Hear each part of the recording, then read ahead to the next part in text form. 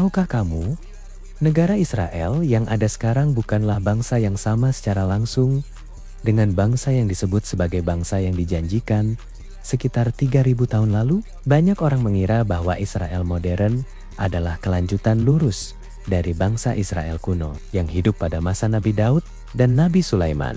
Padahal, secara sejarah dan antropologi, hubungannya jauh lebih kompleks daripada itu. Bangsa Israel kuno adalah kelompok suku Semitik yang hidup di wilayah Levan pada zaman besi.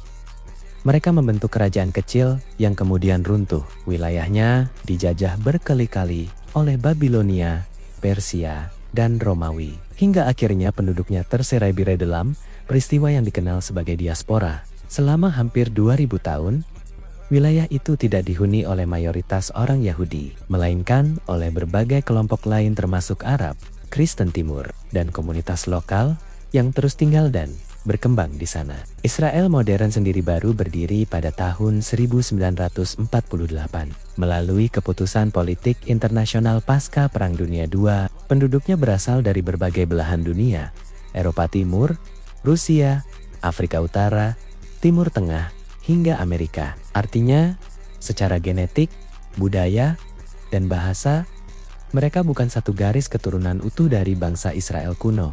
Yang sering tidak disadari adalah klaim tanah yang dijanjikan berasal dari teks keagamaan, bukan dari konsensus, sejarah atau hukum internasional modern. Dalam kajian akademik, janji teologisis tidak otomatis menjadi hak politik. Bahkan di kalangan sarjana Yahudi sendiri, banyak yang membedakan antara Israel sebagai konsep keagamaan dan Israel sebagai negara modern. Keduanya tidak identik.